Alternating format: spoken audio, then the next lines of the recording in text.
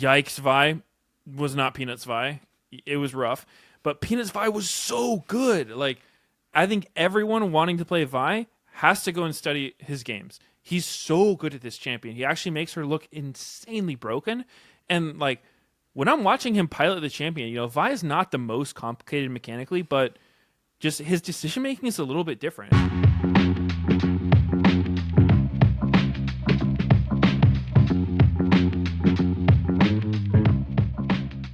Hello and welcome back to the Dive Driven by Kia Season 9, Episode number 6 from first Korea. We just finished the first stand, the very first stand, the first one ever. Who got first place at the first We actually stand? got some tantalizing news from the LTA.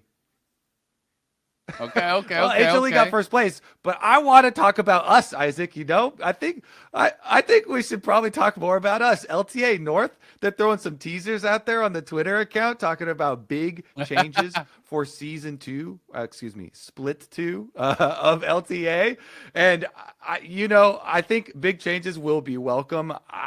We cannot spoil the fact that I read the changes, and the split is going to be much better than more. The split one. So I'm really excited for it. Guaranteed. Yeah, so that's you definitely have that to look forward to. Come on, Mark, hustle up. Mark is gonna put out his own, informative video. Exactly. He's lagging behind us. He's holding us back, just like he did when he was on the dive. Am I right?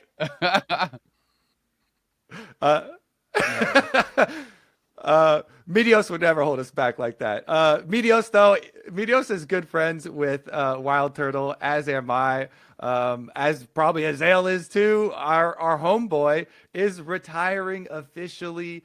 He was a player for such a long time. Most recently, he was coaching with Shopify Rebellion, but they just put out his retirement video, and I feel like he was the last hold on the OGs. Of the mega old generation that we is that never we really belong gone. to. He's got a few more retirements left in him, but yeah, I'm pretty sad to hear about the Wildturtle news, because even though he hasn't been playing, he's been coaching and he's been around, and he's actually one of the main reasons that I even got started in Pro League in the first place.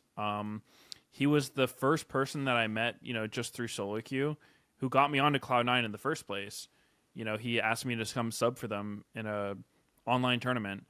So I owe, pretty much everything to him, because your entire life. My entire life I owe to Wild. Was that when it was Quantic? It was actually, so it was Cloud9 initially, and then we got picked up by Quantic, and then Jack bought the team from Quantic, and we just created our own brand, and they went back to Cloud9.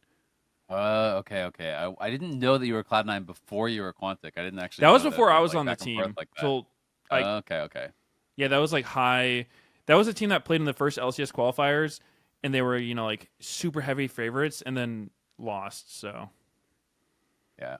Turtle had a legendary career. A lot of the new fans maybe aren't, aware of Turtle and, everything he accomplished in the league. But, I still remember, what was it? Did he got actually a pentakill, or was it a quadrukill his first game on TSM when he came in? Penta.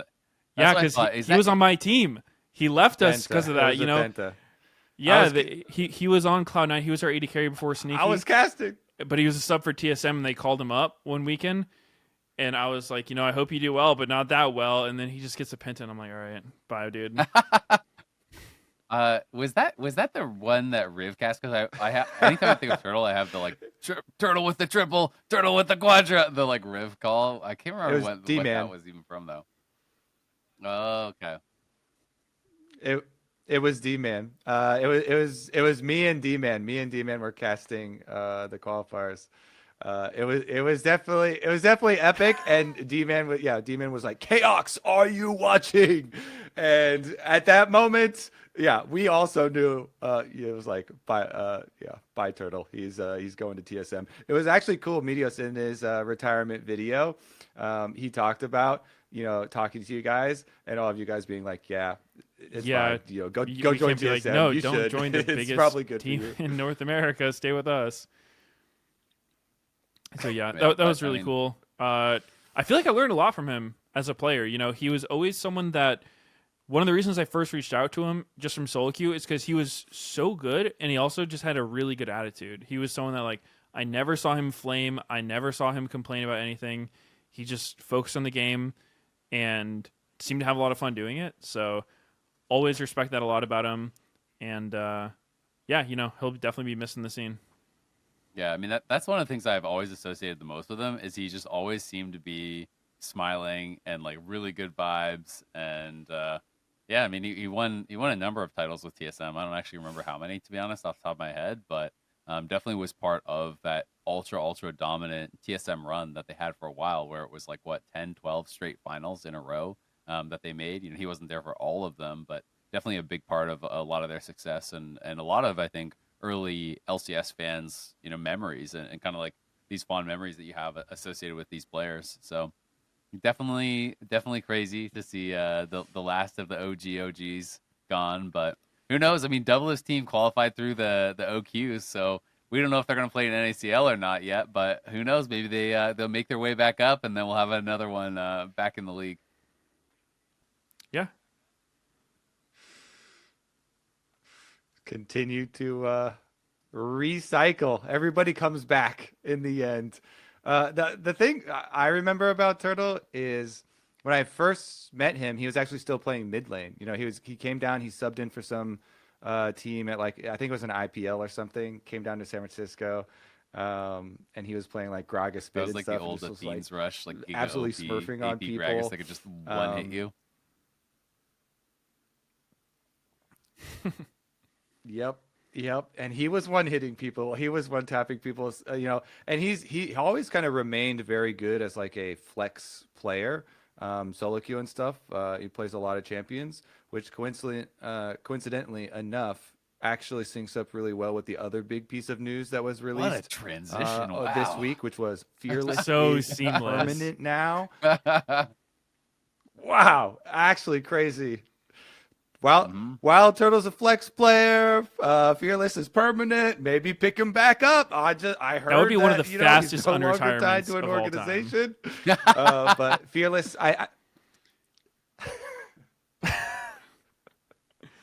Double Lift, are you watching? I'm really happy to hear about the Fearless news. Quicker unretirement. I thought, League's one of those games that has so many champions, and when you're watching pro play, and it's like, oh, yay, Corky versus Ear and Cassante and, these same champions every single game, it gets a little stale because there's so many, teams all around the world playing so many games. So I love that they tried something new this year with Fearless, and I'm glad they're sticking with it because we've got to see so many different picks just from, this first short split of Fearless. So I feel like for the rest of the year, getting to build on that and just seeing how people, play around with the format is going to be awesome. Yeah, I mean, when you get into Game 4, Game 5, it's a lot more difficult to keep both lane matchups in mind and actually full composition. So I do think that drafting becomes just a lot more skillful. And I do think it's kind of cool to see something where we can actually more easily judge coaches on like how good they are. And I do think like over the course of the year and over the course of multiple years, you might see some coaches who are getting a lot more recognition for like how good they are in drafting Game 4, Game 5 type champs. Because it's just like not so clear cut, right? Like in old drafting, yeah, sometimes there was like little advantages that coaches got and sometimes teams were more flexible and they'd bring things in. But let's be honest, like you could literally just go to Games of Legends and just like look at the most picked champions, excuse me, and go down the list and basically it's just like carbon copy drafts over and over and over and over. So I do love that there's kind of that additional element to it now. Yeah, that's a really good point. I know so many coaches basically the first thing when you'd come in for scrims, they'd be like, all right, so this is what they played in LCK last night. And they would just have the drafts. They would do, let's just do this one. Same band, same picks. And, it's like, cool, we can copy their homework. But with Fearless, you definitely have to know your stuff better. And I got a little taste for it when I was working with Double's team doing some guest coaching. And it's hard. It's hard to even remember all the champs that you want to take. It's like, okay, what are the OP champs available this game? Oh, no, that was game 1. Oh, that was game 2. Oh, this thing that we banned the first 2 games it's open. Whoops.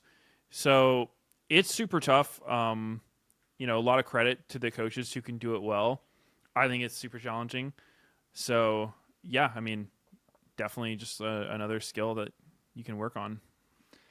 And I really think it's going to actually take a long time before we see the full ramifications of Fearless, because it actually takes a long time, because it's like a philosophy change just for being a pro player in general. There's so much higher value on like solo queue style counter picks and stuff that it's going to take time for people to, invest effort in training up these champions, and then to get rewarded with it later.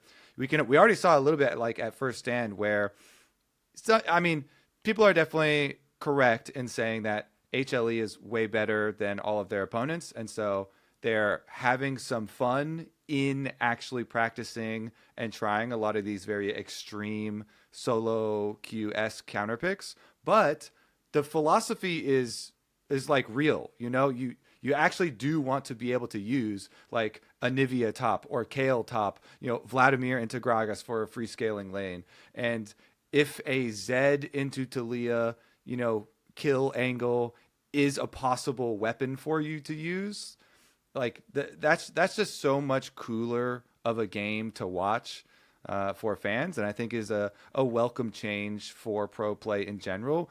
With the change to strategy that teams are going to have to think about, but also just individual players. Like, you need to invest more time into other champions now, because the rewards are bigger for having like counter picks and stuff like that.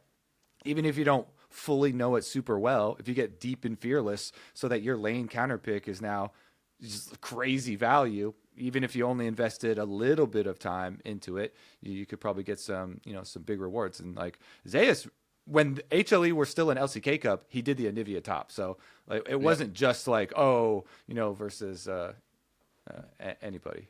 I mean, I just think there's so many counter picks and like situational picks, which it's like, okay, maybe it's a B tier champion or an A tier champion, but if they're full AD and they're playing Jace top, like, why are we not picking Malphite? Like, I actually think that there are champions like that where it's like, in that situation, yeah, Malphite blind is trash, right? Like, but Malphite against a full AD team with like a Jace top, which actually happens pretty often in pro and it's never banned out, is like S tier, S plus tier. It's so good.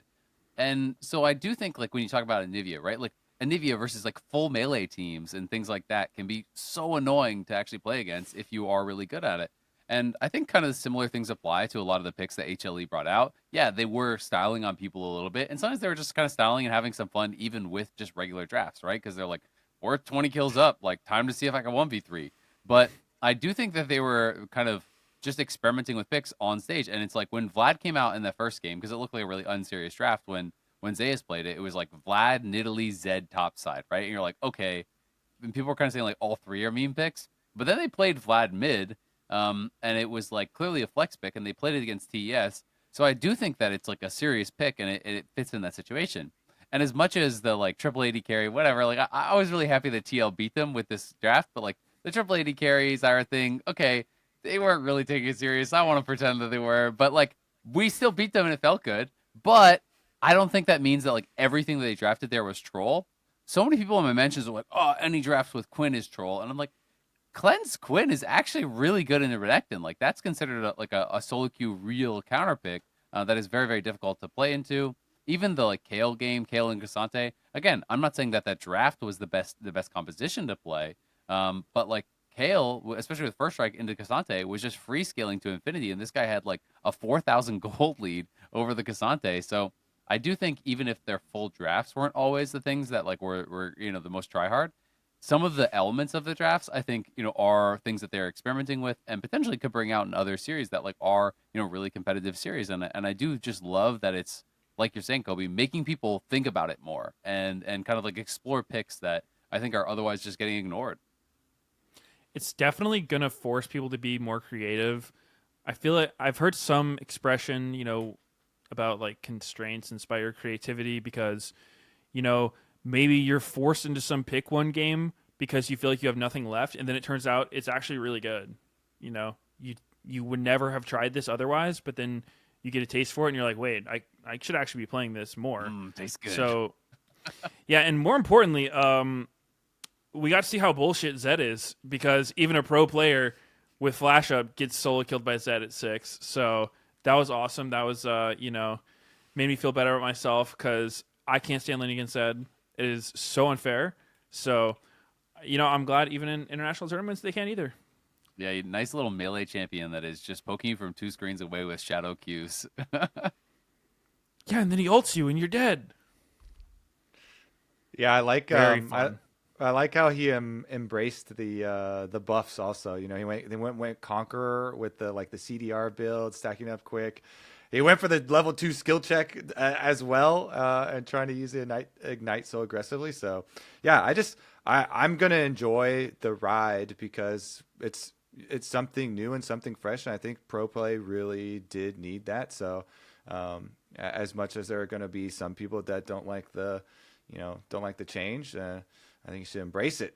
And I think we definitely will in split 2 of the LCS, which is going to be better. Mark guaranteed me personally. Way better. LTA. LTA. LCS is never going to leave. Face. Yeah, that's that.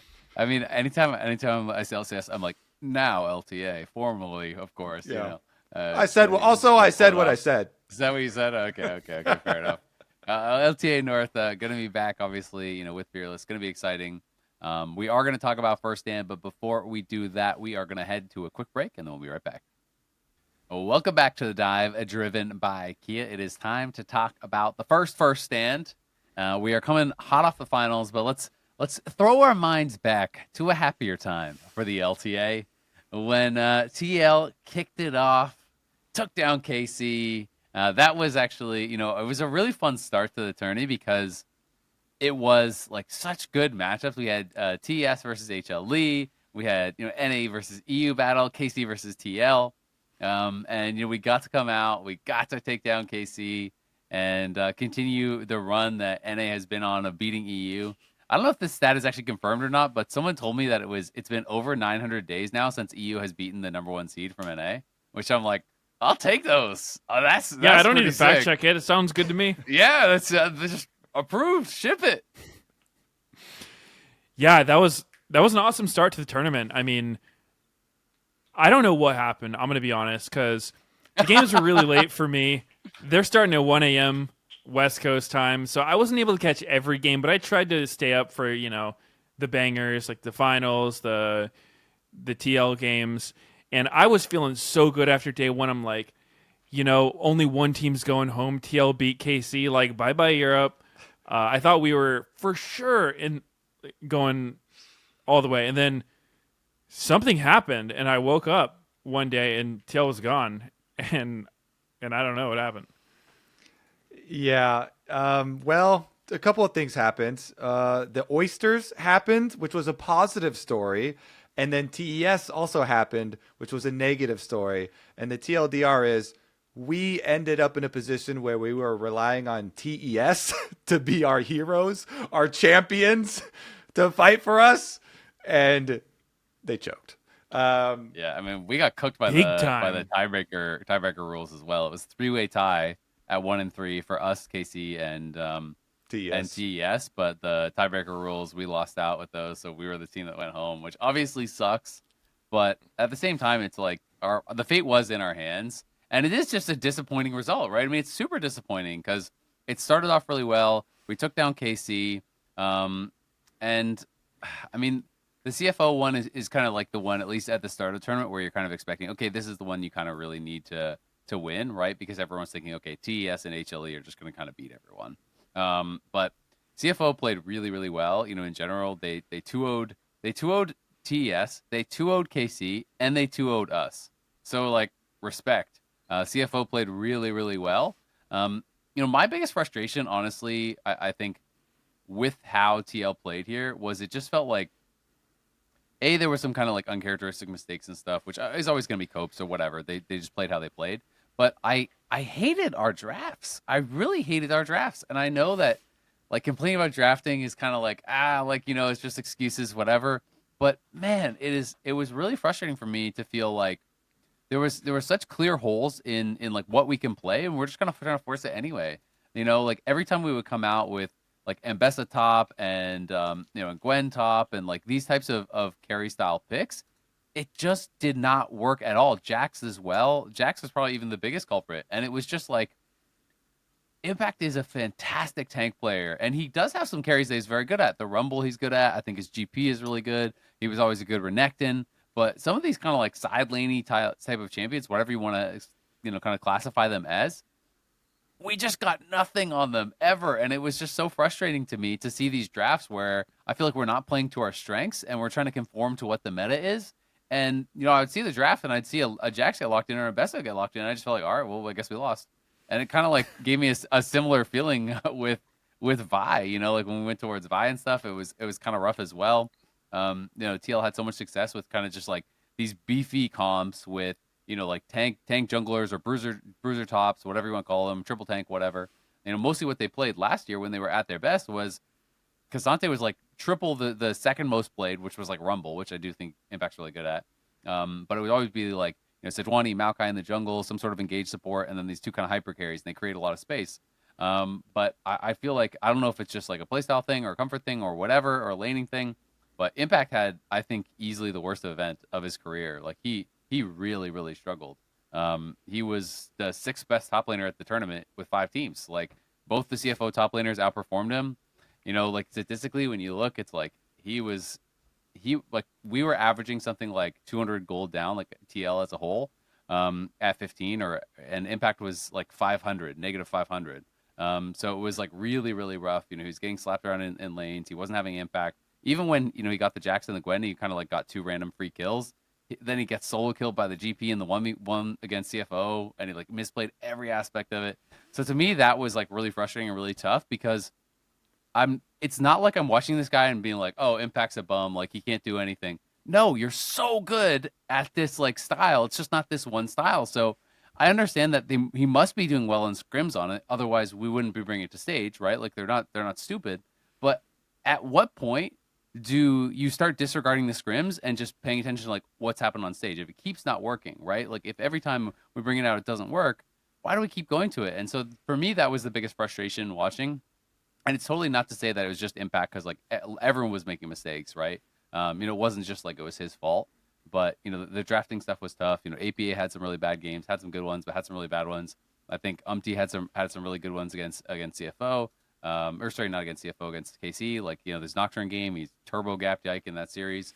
But definitely had some rough ones too. Yon was like by far a shining star. That man was just smurfing. We can talk about that, but yeah, my frustration was definitely kind of like drafting and just champion priorities. I don't know if you guys felt the same. I feel like the biggest thing that stuck out to me was it their last game, but the game where they put Ziggs bot lane instead of mid really was a head scratcher as an NA fan, because I watched that game and I was just thinking like, you have someone who is known as a Ziggs one trick. It's his best champion. Every pro mid laner I've talked to is like, yeah, I don't think Ziggs is that good of a champion, but like APA is a freak on it. Like he's actually so good at that champ. And then they don't give it to him to play Corki mid, who's just losing every game at the tournament, just a complete non-factor champion, which APA has also had some real rough games on. Corki's not, what I want to see APA on as an NA fan. So Yon was smurfing on 80 carries. Yeah. I mean, that was just totally like out there. As a fan of TL and the region, I don't know. That was tough. That's not what you want to see. Yeah. I mean, so this specific game that you guys are talking about has all of your frustrations like baked into the same game, because the game where they did the Zig, like a nice little shit pie, Yeah. Just eat up, baby. It's got a Jax top. APA's not playing the Ziggs. That's going to Yon. So he's screwed too. Yeah, that it was the game. It was one of the Jax top games, and it was the Jax top game where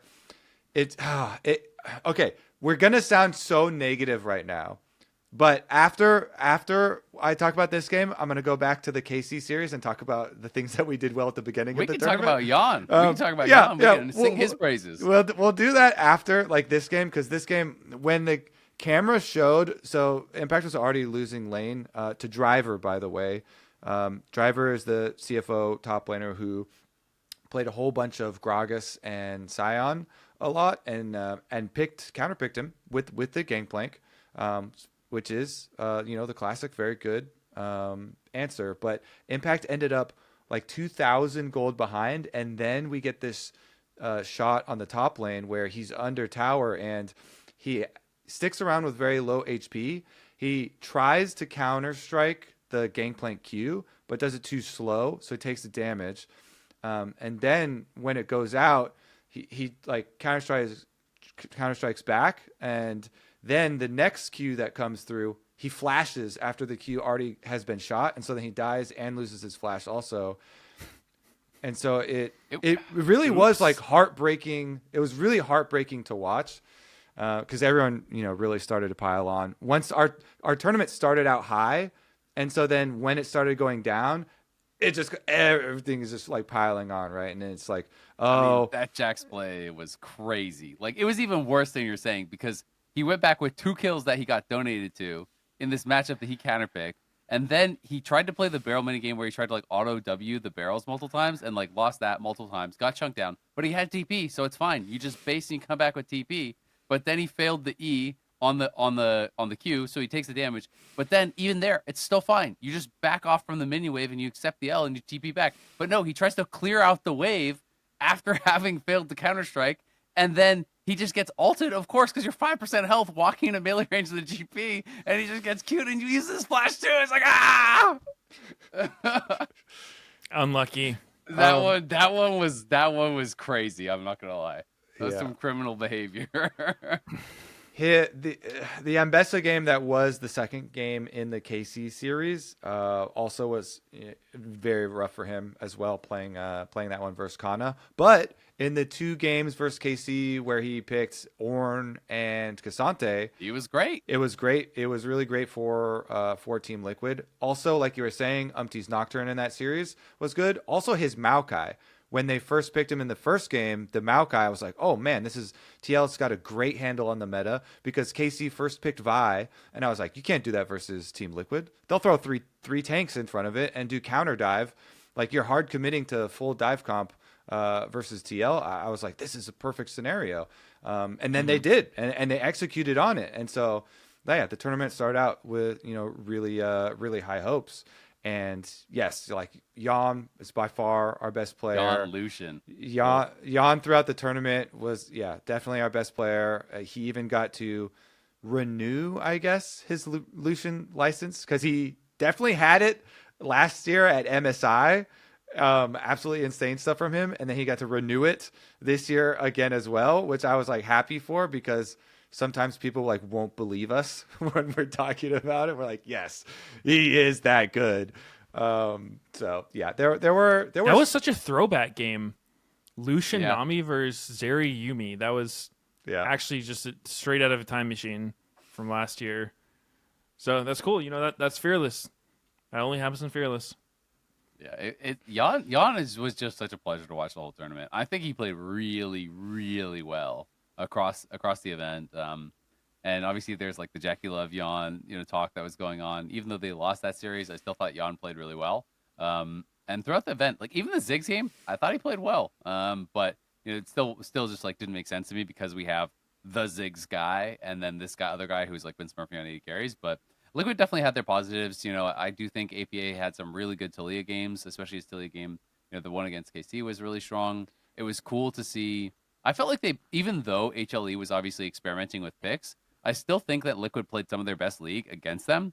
There was definitely, some fumbles and things like that. I felt like in that series, Core, it felt like he was a little bit disjointed from the team. And I don't know if that was just like pressure, or he was really feeling like, okay, I have to make something happen here. But sometimes he would be engaging kind of like far away from the team. But Core, for the most part, I thought played really well with Jan too.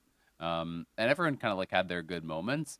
But definitely a disappointing result, and hopefully they can, improve from it and kind of like find what works for them. But I just really want our teams to like, you don't need to play what the meta is. Like, you need to play what is best for your team. Like, kind of like create your own meta for within your team, right? Like, if you have one of the best tank players in the world, I don't care if he goes down 20 CS every game on Ornn, right? Like, that's fine. Like, if you can get through landing phases on Ornn and Gragas and Sion and like you play Malphite and you play Shen and you play like whatever, all these different tank picks, so like that's your thing. I think that's totally cool, right? Because his team fighting is really good and he knows how to lose gracefully. But like when you try to bring that style to certain picks, it just doesn't work at all. And that's kind of like what I hope TL can take away from this is just like learning to trust what they are good at and lean more into that instead of trying to follow what the like kind of global meta is. Yeah, I mean that makes a lot of sense. I think having an identity as a team is really important. I think there's always trying to balance that with not being too predictable, because on one hand playing to your strengths, playing all tanks, it is really good, but it can leave you a bit inflexible. And I think it is always good to like even if you're a tank player, like you should still practice things like Ambessa, whatnot, and solo queue. Like put a lot of time into it. That way, you can try to branch out. But like you're saying, I think that if you're not ready for it or the team's not ready for it, because I think it can be both. Like Impact didn't seem like he had the same proficiency on those champs as he does some of the other ones. He's really, really good at like being self-sufficient, giving resources to his team, like taking the burden, playing weak side, that stuff. Because that's actually really hard to do. I think that's a skill that not a lot of players are good at, because, it's walking a line, and if you give too much, you just end up losing your team the game and whatnot. And so he's really good at that. But on these more carry champs, you have to, play really aggressive, call people toward you to help. And it's just totally different from the team and the player. So, yeah, definitely very different from how TL is done. So, maybe international competition is not the time to break out the new style. Maybe it's better to stick to comfort. But Yeah. I don't think I'm ever going to fault the team for, trying different things and seeing what works. Yeah, I mean, I get it. But and again, like I don't want to say he can't play carries, because he can. He can play some of the carries, I think, really, really well. I think it's just kind of like, I don't know exactly how to classify it, but I think of them as like these side laners, right? Like, the Gwen and the Ambessa and the Jackson stuff. I mean, it's like champions that really need to be super, super greedy for themselves, because Rumble, he's great. GP, he's great. It's like Rumble is more of like, okay, you have a strong early laning phase, and then you kind of group with a team and you team fight, right? It's not like you just sit in the side lane the whole game. Renekton, I think, is a similar thing. I think he's great at Renekton. I always thought his Gnar was good. He does have these picks that I think do really work for him. But yeah, it was a rough tournament for Impact for sure. I definitely think he's normally so stalwart internationally that it was tougher. I think that Top Esports did worse than Liquid this tournament, even though they got farther, because they went 2-9, being the number 1 seed from LPL. I think that's way worse than what TL did. Our expectation versus reality for sure is they crashed. That's out like one of the worst international performances from LPL ever. I think there was like maybe an FPX one that was like kind of on that level, but oh my god, what happened? Like their games were just bizarre to watch. It was just Jackie Love kind of running it down, never losing confidence, and I don't know, like how much of that do you think is from like lane swaps disappearing? Because that was a big thing for this first stand tournament that we haven't touched on yet, but I love to see it because, some teams actually were kind of trying to lane swap, but they couldn't do it right away. It would be like, who I think it was CFO. They did that really interesting lane swap idea where I think they picked Callista, Renata, I think, and they were up against like Caitlyn Karma, just like some degenerate bot lane. And I remember Doggo just barriered the first Mantra Q that was shot at him in the lane. Mm-hmm. And when I saw that, I was like, how is that real? Like that seems super troll because, Caitlyn's probably running cut down. You have biscuits. Like, why do you want your health to be at 100%? But I think the reason he did it is because they were just planning on doing a 4-minute swap. It's like, get to 4 minutes. So if you barrier once at like 1 minute, then you can barrier again at 4 minutes. So you're actually just trying to like maximize how much stuff you can block. So I thought that was kind of interesting. Lane swaps, at least level 1 are gone, but if your matchup sucks, it's just like endure the beginning and then get out of the lane, run away. Yeah, I think lane swaps going away definitely hurt top esports, but it definitely was not just that also. Like, Kanavi had some crazy plays where he's going under tower, suiciding, or he's just like Xin Zhao W flashing on someone with zero kill threat on them. Like, he basically played some very good games versus us. I feel like I was a little bit of a victim complex here, but I was like, Konami played some really good games versus us, and like then made some brother was trolling and made some crazy choices in a lot of other games. Cream, I feel like, was rough the majority of the time too. Cream just constantly at the beginning, I was like, oh, I feel like he's limit testing, because like. They will like have a big lead or something, but he just got picked off so many times.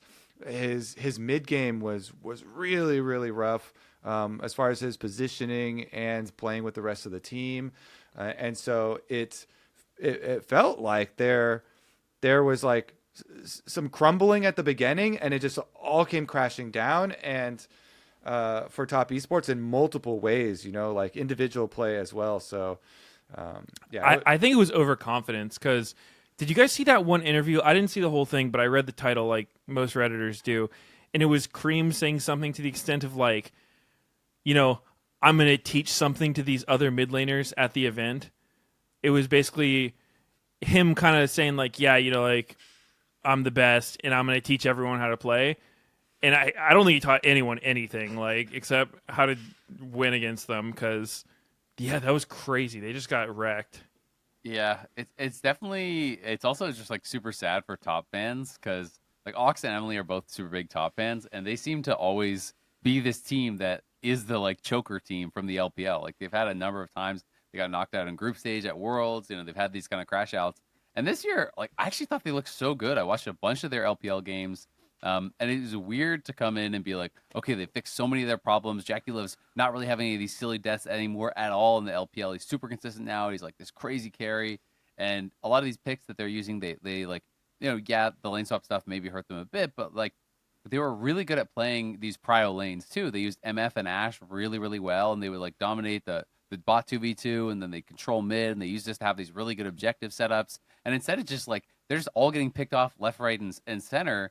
And Kanavi was just like absolute coin flipping these plays and going for these crazy angles that made no sense. I remember even their first series against HLE, the Nocturne game where he like went bot and he like flashes under the tower and like throws a tether on them, and it was like Viper's like full health and like no one's close, and you're like flashing into him at his tower, and it was some of these plays that you're just like, what just happened? Like it was kind of crazy.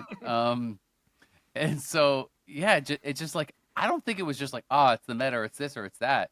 Like, it had to be nerves or pressure or something, like, or a big combination of a number of things, because they just couldn't really get it together. I will say, I did think they played their best league against HLE, but HLE was super locked in that best of 3 series. I should say not the first best of 3, rather in the best of 5 where they got 3-0'd. I thought 369 actually played a really good series, and I did feel like their early games were way stronger. They were actually like pretty competitive in the early stages against HLE, and I felt like had they played that way throughout the rest of the tournament, it probably would have been enough to get across the finish line against like CFO and KC. But they were not really, pulling it together at all in the group stage, and it's just like, okay, well, you got out of the group stage, but you're 4th, and you're playing HLE. And HLE is just like looking like they're on another planet than every other team. Like they're just looking so much better than everyone else. So, even coming into the tournament, I expected HLE to win. I thought they were the best team, but I didn't think it was going to be like this, where it just looked like a cakewalk for them. There wasn't really any kind of tension about like, ooh, can anyone take them down? I just didn't really ever feel that belief that anyone was even close to their level. when they kind of got super serious. Yeah, 100%. I do think we should hit on the positive, one of the positive stories of the tournament with the Oysters, because the Flying Oysters performed so incredibly well. They beat everyone except for HLE. You're talking about HLE, being this another level, the gods of the tournament. That is true. And in the first round robin, the Oysters took everyone out. When they took EU out, we were like, ha ha ha ha, ha, laughing at them. And then we got headshot too. I was like, oh. They 2-0'd everyone too, Yeah. right? Like, I don't even think they dropped the game. It was 2-0 LPL, 2-0 LTA, 2-0 LEC. And they did it, and they did it in their style. And they're switching their top laners. Both Rest and Driver had a lot of good games. There were like some individual bad games here and there. And when they got to the best of threes, the Gragas game especially was super rough. But in general, their swapping top laners really worked. Their 17-year-old mid lane prodigy had massive performance, a massive performance on an international stage, going up against all of these teams. So I don't know. I was just like super impressed, because it just makes you feel back to the days of like LMS, Flash Wolves, TPA, the super old days, and we would always Maple. you'd always go to international events, and it was like that was the region that was going to come and take your spot of one of the top 4 regions, and they like really put that threat on this tournament, and they did so again. We were the region that got kicked out first because of it, and it was just like really well executed. Junja was amazing. He was so good, incredibly good. Yeah, I mean, this guy, I don't know. Like, Skarner's not the most mechanical champion out there, but there is such a clear difference when you watch Junja play Skarner versus like anybody else, right? Like, some people when they play Skarner, it's clear they haven't put a lot of practice on him. They look clunky. They're just kind of like walking around. Maybe they ult sometimes, or like, hit an E. But like, I don't know. Junja just looks so deliberate with everything he was doing. He had so much pressure every time he got this champion, to the point where it's like, okay, yeah, he's been nerfed a lot, but like, we still probably shouldn't be giving it to this dude. And just, it was not just Skarner. Like, he had a really insane Nidalee game too, up against KC, I think, when they were like, on elimination match. So yeah, it was crazy to watch that team. Doggo also really stood out. He has really good hands as an AD carry. Yeah, I mean, they were awesome to watch. I didn't really have any expectations for this team. I kind of thought they were going to be a 5th place team, honestly, coming into it. And they very much exceeded expectations, and they put on a really great show. Yeah, I mean, they were a ton of fun to watch. I feel like pretty much everyone thought that they were going to be the 5th team, right? Even some people that I talked to, who were kind of like regional experts, were saying, yeah, realistically, like, they probably are expected to be 5th, but like, they're underdogs, but like, they could punch up and punch above their weight, and if they're playing well, they could take teams down.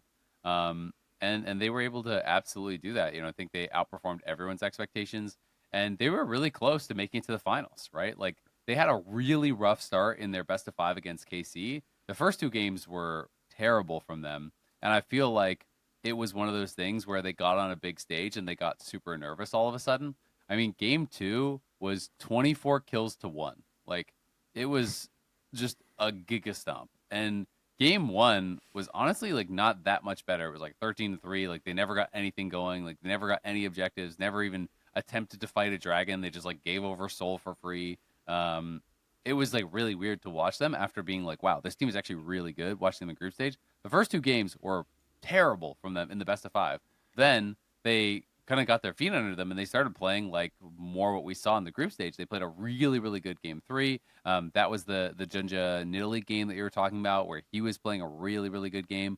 Honkyu was on Triss, like, he was smurfing. Game 4 as well, they looked super strong again. They played this really kind of dive heavy comp with, it was, I think, the only win Kalista got in the whole tournament. But they also had Akali and Nocturne and this kind of like dive heavy comp. And then game 5, was, really, really competitive, and a lot of people were hard flaming Driver because he kind of did this like tank blank build where he did like Triforce Shojin, but then he did like Randuins and Sterix and stuff, and people were saying he wasn't building enough damage. But I had felt like in that game they had KC outscaled, but then KC really kind of clutched it up and found one really, really good fight. But it was like they had Zeri, Yumi, Oriana, GP, Skarner, and they got to the late game, right? Versus this triple AD carry team with Senna, Neela, and Corki. And so it felt like, okay, you've outscaled. Like you have like 3 Randuins on your team and stuff. Like you're gonna win from here.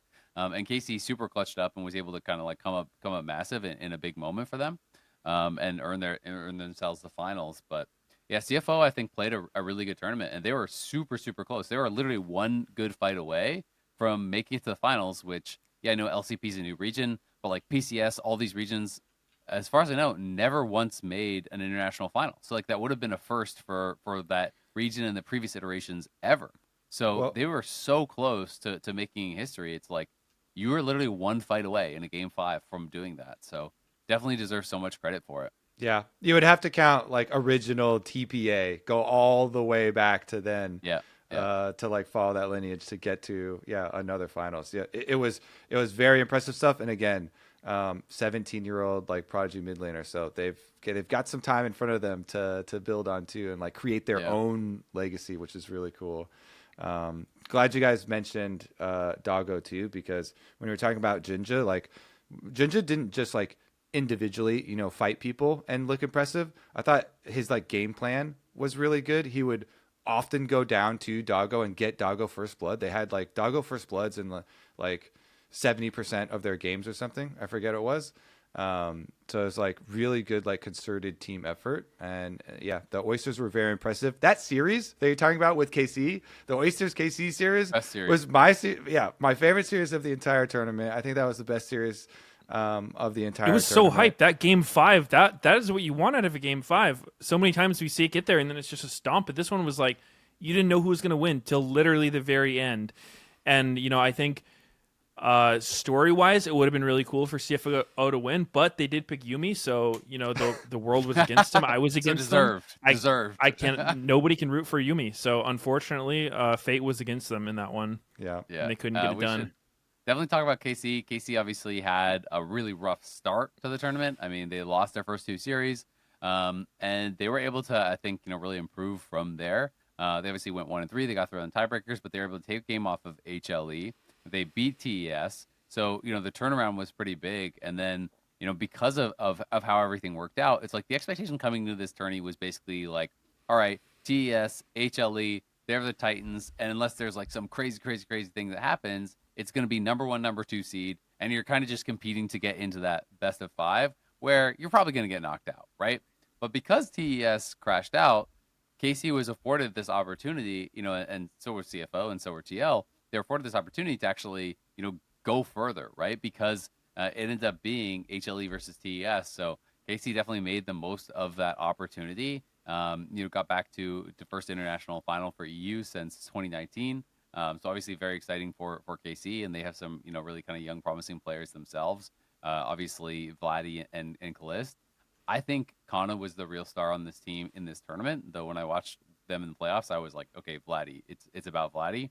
Kana, I think, was definitely their best player. He was really consistent throughout the event. Yeah, Zeus got the best of him in the finals, but like, let's be honest, Zeus gets the best of everyone. So I definitely think Kana should be proud of how he played, and that was really, really cool. But it was fun to watch them, and definitely deserving of credit for making it, even though they got taken down by TL.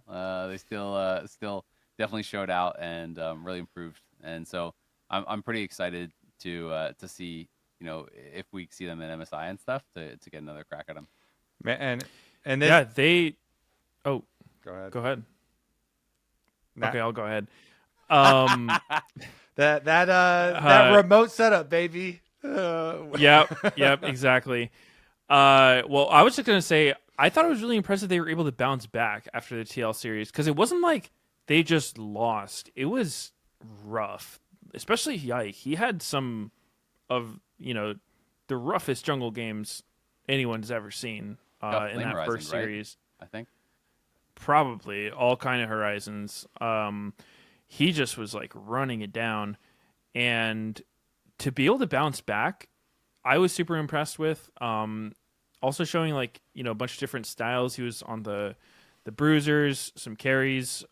He was also playing the tanks pretty well, and so yeah, it's awesome to just see a new team because they've got a lot of rookies on their team, young players, first international event, and getting to the finals, which it's not the same scale as MSI or Worlds, obviously, but it's still the finals, really cool. and they took a game off HLE.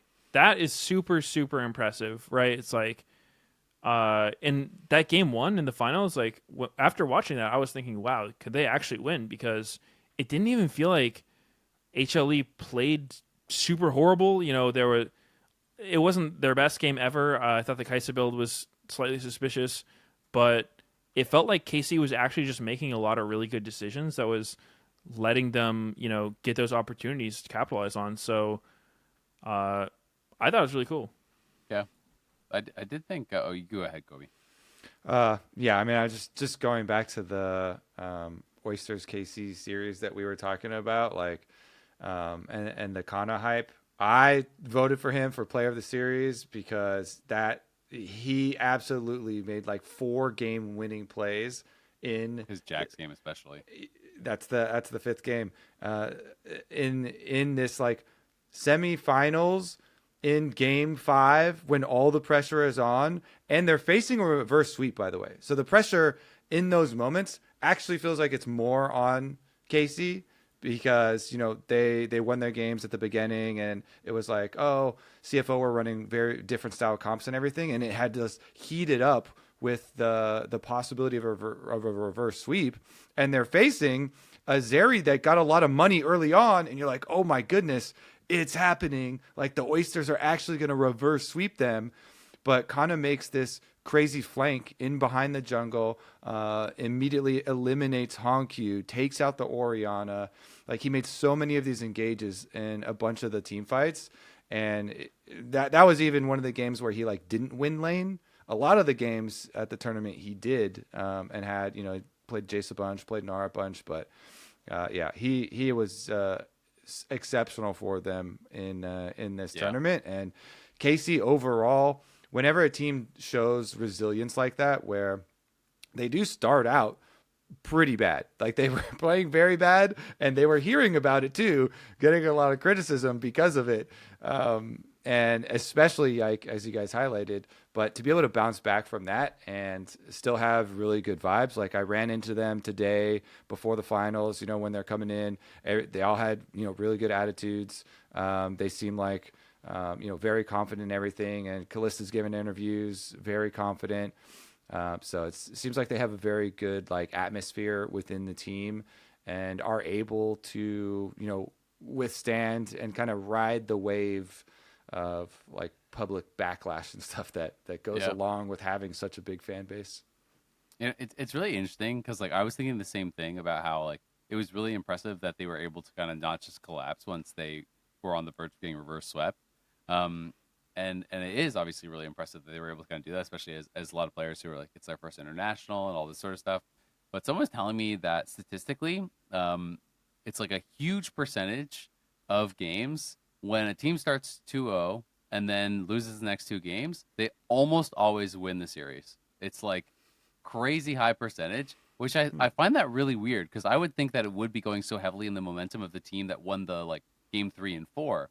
So I don't really know why that is, but yeah, it's apparently like someone was telling me that it was like over 80% of the series historically.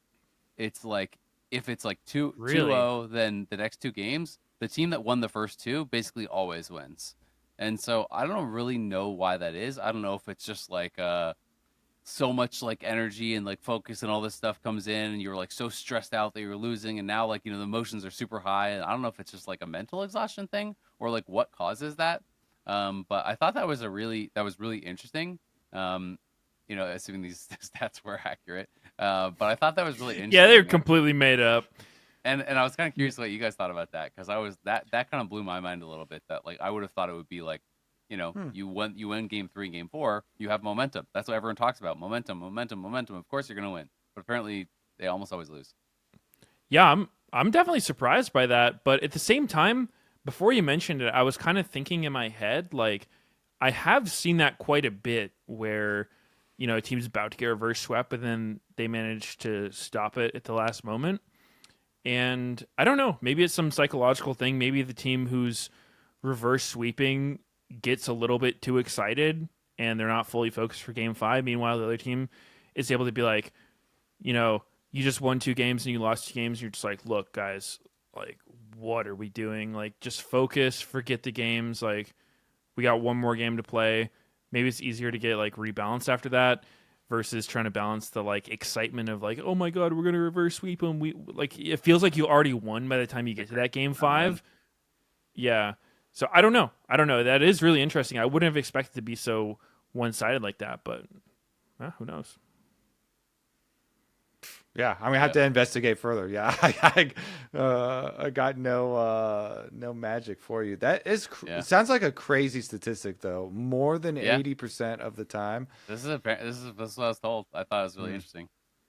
So the reverse it makes reverse sweeps that much more impressive when you get a full reverse sweep. Then. Yeah, it's kind of cool. The finals obviously just came off the finals. We haven't really talked too much about those yet, but. I mean, HLE is just on another level. You touched on game 1, Will, and game 1 I think was really impressive from KC. I did think it was some of KC playing well, but I did also think that it was like, ooh, this doesn't look like HLE, and that made me believe that maybe KC can win because I did think HLE came out and kind of looked out of sorts, and Delight was on the champion that I associate most with him, which is the Alistar, and even he was kind of looking a bit shaky at times. I think his early game was really good, but like. Zeus was getting caught quite a bit over pushing inside lanes, and his equalizers in the team fights were not good. And like that final fight of that game, like after KC had gotten Baron and so on, and they had this fight, like Zeka got a great shuffle and they killed him, and then you're like, okay, the game is kind of stabilized. Now it's going to be back to like an even state, and one big fight can decide the game. And they had control over the Dragon Pit. And as KC was trying to walk in through Tribush, I was like, okay, they're not going to let them walk in. They're just going to kind of pin them there because they have Azir soldiers and they have Rumble and they have like all these tools. And they kind of let them walk through. And then Zeus did a solo equalizer on the Maokai on Yike. And then the engage from Delight was literally him just Wing him out of the equalizer. Like he didn't even WQ. That was the engage. And I was like, what was that? Like that was, I'm used to just like everything he does on Alistar just turns to gold. So it was definitely like a rough end to it, and I was like, wow, if HLE is not playing well and KC is playing well, like they played well game 1, I was like, this could be crazy. Like this could be one of the biggest upsets ever if they're actually able to pull it off. And it started to make me believe that like it could be a really exciting series. It could be like a really, really competitive series. And then over the next 3 games, KC got 1 tower. And the 1 tower they got was as the other team took Baron and was like ending the game and kind of just like ran down bot and killed the tower. And that was the only tower they got for the rest of the series. It was so one-sided that it was crazy. Like casting it was weird because it's a finals. Like, yes, this, like we were kind of told like it's more of like, like a bantery all-starry kind of vibe. Like it's not world finals, right? It's different, but it's an international finals. And it was just so one-sided in the next 3 games that it was crazy. Like HLE were just completely on another level. Like they just were so dominant. Even with the drafts, like game 2, especially coming off the game 1 win, I was like, wow, KC I think stomped them in this draft. Like I loved KC's game 2 draft. I thought they were gonna like be able to actually have a really good chance to win game 2, and then they just like dominated everything. Didn't give them a single objective. Like barely giving over kills. Like nothing. And then they have this like Silas game that is just like, oh my God, he's legendary, Peanut's legendary. They're just 1v3 and getting a million kills. Like HLE just got so locked in after that first game that it was just. Yeah, I think that game 3, I went back and looked at that, and they had 20 kills in 20 minutes, just HLE in that game. Because I remember when I was watching it, I'm thinking, because coming off game 2, KC just kind of lost lane and never could really get it going, right? It was just a really methodical game from HLE. Just win your lanes by a little bit. Don't do anything crazy. Just take all the objectives, choke them out, like, business as usual.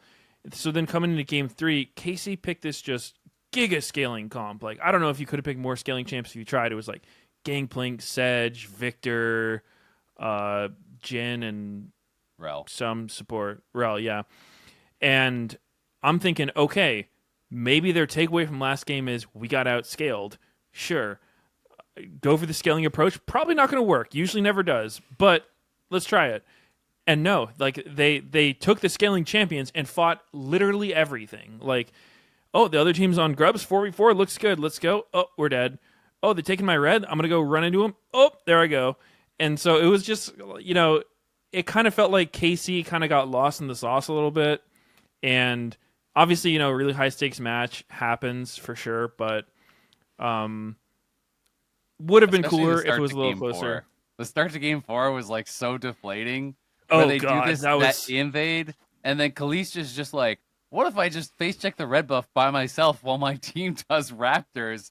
And just walked in, and it was like, oh no, like we're talking about, the Draven win con, like they're gonna play to the Draven, it's gonna be all about him. And then Targamas and Yike are on the Raptors, and he just walks not even down to the side, like to the brush above the red. He literally walks all the way to the red buff and face checks that brush and just dies. And then Zeus comes down and he kills Yike too, and you're just like, Yeah. When I see plays like that, I'm just trying to imagine it from HLE's perspective, because it's like, what do you think they thought or said when Draven walked in that bush? They're just like, oh man, we're being late invaded. Wait, Draven is just full on face checking us by himself over here. Like, what's going on? No, that was definitely them. I think they definitely like got a little desperate after.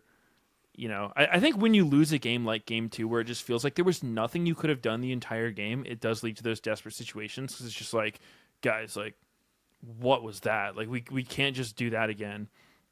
So I get it for sure. One thing that I feel like deserves a lot of credit was Peanuts Vi this tournament, because I'm a resident Vi hater for sure. I think a lot of people, Yikes Vi was not Peanuts Vi. It was rough. But Peanuts Vi was so good. Like, I think everyone wanting to play Vi has to go and study his games. He's so good at this champion. He actually makes her look insanely broken. And, like, when I'm watching him pilot the champion, Vi is not the most complicated mechanically, but just his decision-making is a little bit different. It's like, even just the way he combos, there was one kill that really, really impressed me. I cannot remember what the game was, but it was like, he did a combo where it was like he Q'd, and then, everyone on Vi does like Q auto E, right? But it was like he did Q, and because his passive was already charged, he knew he could get 2 more autos, then buffer the E to kill his target as they flashed away. And it was just like those small things are just like, he's so good at that champ. It was crazy. Yeah, he even does the very rare champ is super low HP over in the corner, and so he ease off someone else and like kills them with the splash damage, like does like everything that you could possibly ask for with that champ. But yeah, I mean, like you guys are saying, the way the last game started, because the previous 2 games were so absolutely Hanwha wins, I felt checked out after the beginning of that final game. I was like, well, that's got to be it. Like, there's no way. Because the second game was a perfect game of objectives. There were a couple kills that went to KC, but they literally got no towers and no objectives at all. It was full 6 scrubs without giving over the dragon that was up at the exact same time. And so it was full objective control, like locked in HLE.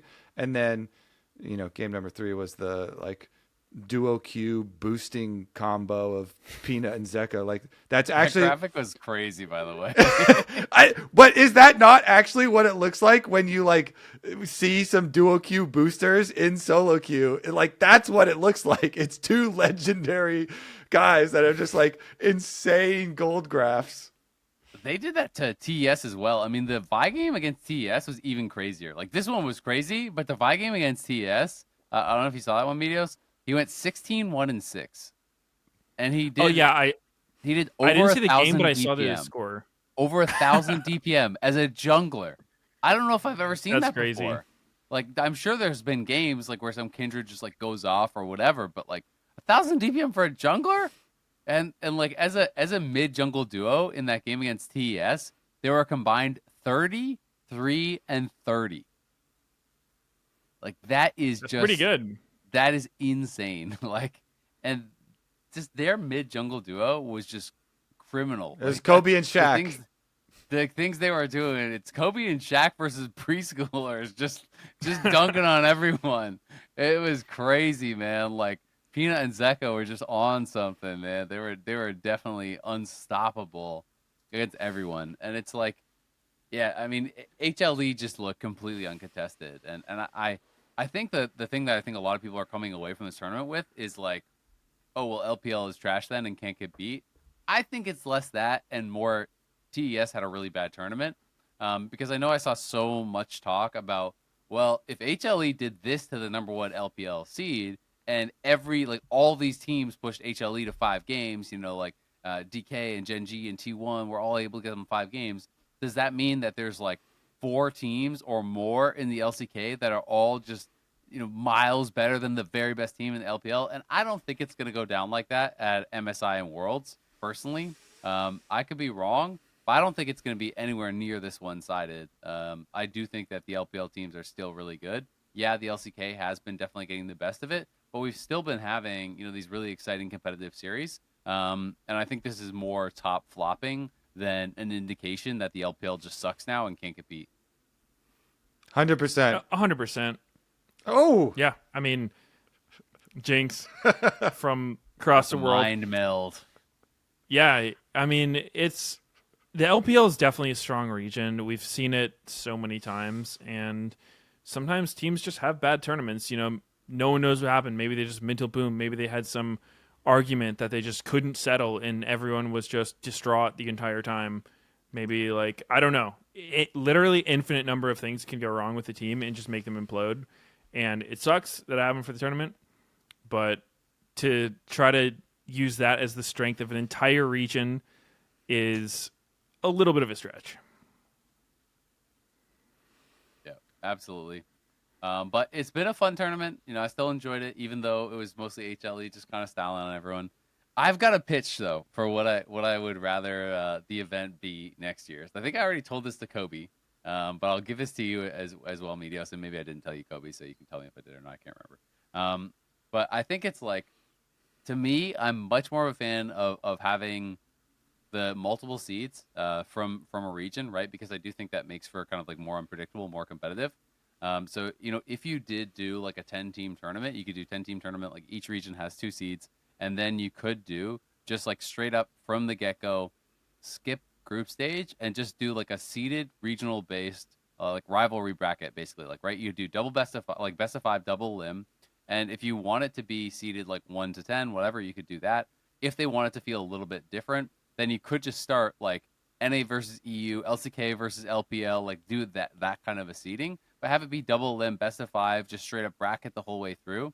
I think could be a lot of fun and could be really exciting to give some of these like rivalry matches that we never get, like, and have that kind of be the unique thing about the tournament. And obviously with it being double limb, at the end of the day, the best teams are still going to win. But I think it would give a really good chance to have like, multiple NA versus EU best of 5s, multiple LPL versus LCK best of 5s.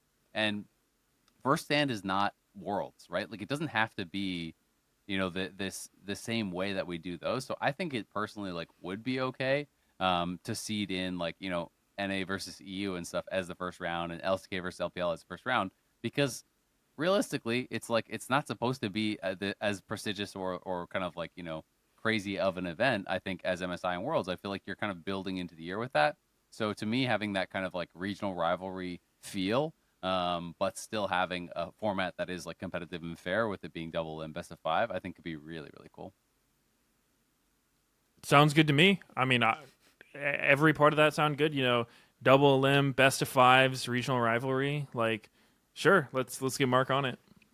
The only thing that I thought of is if there are multiple representatives from each region, does that mean that NA actually gets 2 reps, or is it one We NA play for it. and 1 South? Okay, good. We play for it. Deal. I'm in then. If they beat us, they could go. Yeah. Deal. All right, it's settled. It's a tournament format. Double limb bracket. We'll yeah. shake. I was like, is he like washing his camera off? No, Like, I was shaking your hand. I was shaking your hand. Okay, You just didn't shake back. You left me hanging. but you're doing some weird like. Like, what are you doing with your hand there? I can't see. Put Hands that up. camera down. None of that. hands up. Oh man. All right, great tournament. Great tournament, great episode, banger one as always. Hope everyone at home had fun watching. Obviously, the time zone is cooked for NA when it's an international tournament and it's not an NA. We know it, so we always appreciate everyone tuning in and being there to banter and hang out and watch the games anyway. So definitely appreciate you all. I'm excited for LTA Split 2. Hopefully, it's going to be incredible. Format's going to be so much better than Split 1. Fearless all year long. Lots of stuff to look forward to. So thank you, everyone, so much for tuning in. And make sure you check us out on YouTube. You can hit subscribe so you don't miss an episode of The Dive on the LTA YouTube. You can also get us on Apple Podcasts, Spotify, as well as iTunes, etc. Everywhere else. I don't know. The script isn't working for me, so I'm just reading things off. And LTA Split 2 is going to be back. I think it's in like about 2 weeks. I don't have the date because, again, it's not working for me, but it's in about 2 weeks. So we'll see you then. It's going to be fun. Until then, stay safe.